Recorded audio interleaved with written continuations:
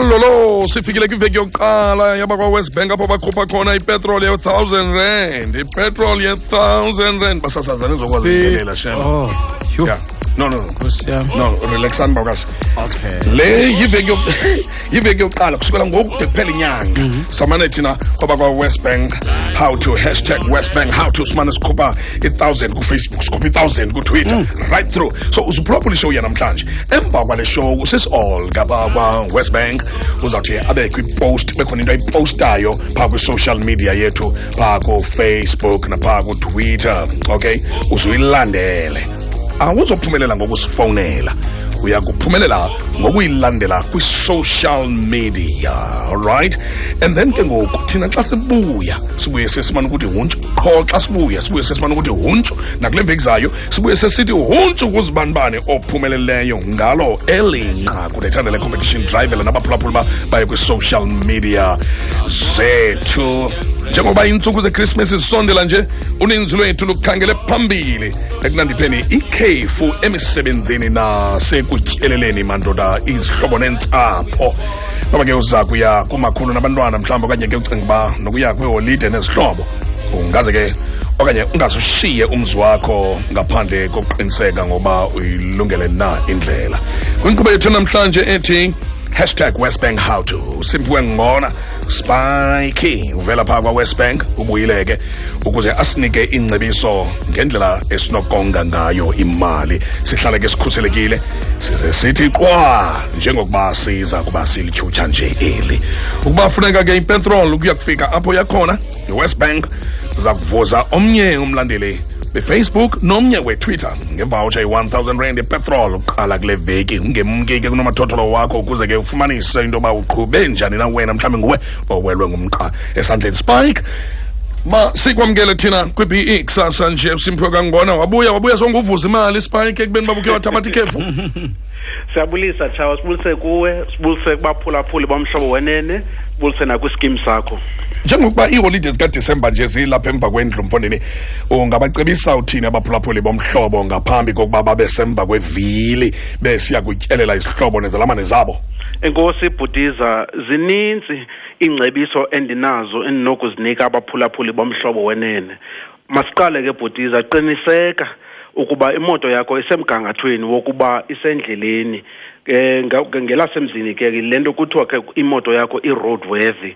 Oku kuthetha ukuba izibane, i-indicator, ibriki, amavili nevili elongezelelekileyo, ispare tire ke ukutsho, izisuli zeefestile, izibane zangasemva zonke zisebenza kakuhle phambi kokuba ube sendleleni. Ukuba unomnqweno wokutsala itrailer wokufaka umthwalo wakho, qiniseka ukuba nezibane zetrailer zakho ziyasebenza kwaye namavili asemgangathweni. Qiniseka ukuba imoto iya kwiservice ngaphambi kokuba uthathe uhambo olude. Ukuba uceba ukuqhuba iiyure ezininzi, kufuneka uqiniseke ukuba uphumla ngokwaneleyo uze utye ngaphambi kokuba uhambe.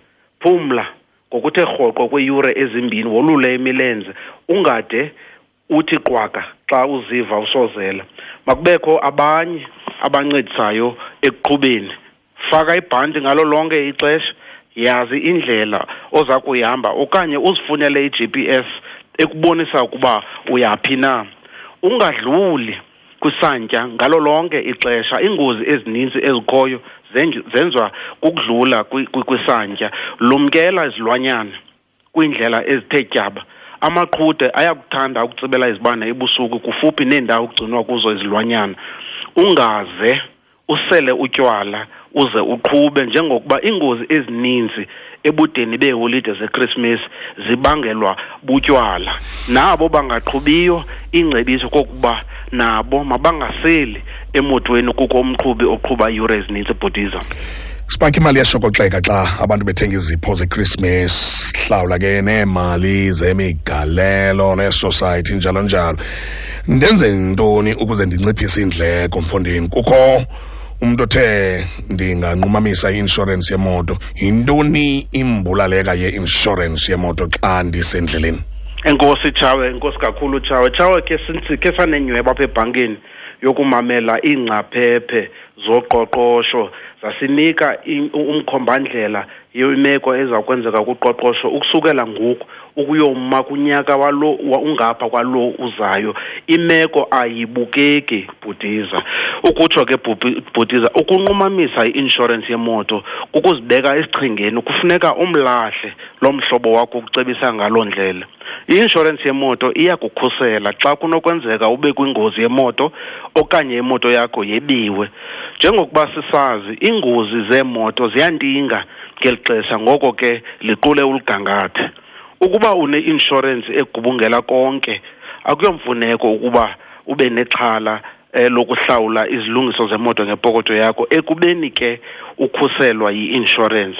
Kodwa ukuba ngoku uyayirhoxisa i-insurance yakho, ubeka wena nepokotho yakho esichengeni mzuzu ngamnye usendleleni. Khawucinge nje usendleleni engumhlaba, kukho amatye anokwaphulo okanye achane ifestile yangaphambili. Ngoku kufuneka ulungise imoto, andiqondi uyayifuna loo nto. Yeah, no, ndiyabona nyosi, but hayi nam andiyifuni loo nto leyo. Ndizawucela ke lo singa mhlobo lwam ndikhwelele. Spike, kutheni okanye kuthekani mhlawumbi xa ufuna ukuphumela ngaphaya kwemida yoMzantsi Afrika, ufuna ukuyobona mhlawumbi izizalwane eZimbabwe okanye Swaziland, Lesotho njalo njalo, kusafuneka uyixelele ibhanka nenkampani ye-insurance? Wamhle lo mbuzo Khawuta. Xa usiya kwelinye ilizwe kufuneka uxelele i-insurance ukuba uza kuwela ibhoda ukuze uqiniseke ukuba inokukunceda na xa ungaphaya kwemida yeli. Ukuba kunjalo ke kufuneka uzifunele i-insurance yamazwe ngamazwe, yona ke ifumaneka kwi-border gate.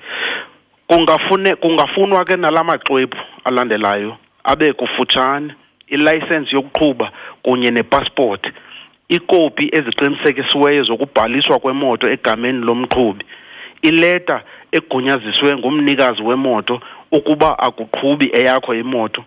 Ukuba le moto isahlawulwa, yiba neleta yesigunyaziso evela ebhankini.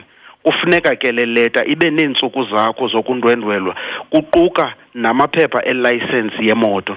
Zenzele ifayile equlathe onke la maxwebhu abalulekileyo ukuze angalahleki okanye uzenzele ucinezeleko ngokungeyomfuneko. Ukuba uhamba ngemoto eqeshiweyo okanye ke i-4x4, ezi moto zichophileyo Bhutiza ukuwela imida, kufuneka ube neleta evela kwinkampani oqeshe kuyo ekunika imvume yokuba imoto ingawela imida yelizwe. Unokuyifumana ileta yakho yebhoda kwa-West Bank ngokungena nje kwiprofile yakho ekwi-internet. Spike, noko njengendoda exakekileyo ndacinga into yoba mhlawumbi iyabukeka futhi le nto ithethayo ye-4x4. Ndicela ukhumbuze nje phambi koba sahlukane abaphulaphuli ukuba zintoni abamele uba babe nazo apha emotweni. Enkosi Tshawe, ngamanye amaxesha sithi phithi kukusa abantwana kwamakhulu, silibale ukuba nemoto kufuneka ibe semgangathweni ukulungela indlela. Ubukhulu becala imoto yaphuka endleleni, kuba kuye kwabethwa koyaba ingxaki ezincinane ezinokulungiswa ngokuba nezixhobo ezifanelekileyo emotweni yakho.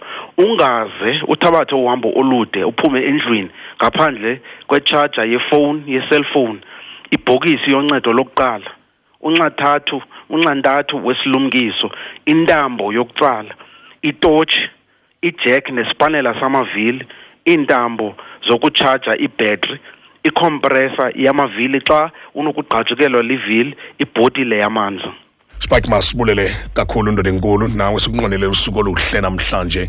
Le ncoko uyiphathelwe kumhlobo egameni lika-West Bank. Sibamba zozibini ke kuSimphiwe kunjalo kusikothanda nokukhumbuza abaza kuba sendleleni kuba bangalibali ukuhlawula izavenge zemoto zabo ngaphambi kokuba baye kwiholide, bacebe kakuhle ibudget zabo becinga ngeendleko ezifana noopetrol, ioil, iindleko zokulungisa ne-insurance zabo. Sathetha ngepetrol njalo iWest Bank iza kuvuza ke ngevoucher kuFacebook nakuTwitter ukusukela namhlanje, ngokusa ke kwinkqubo nge-23 kaNovemba elike inoba lithuba lokuba uzongele nawe imadlana kwibudget yakho.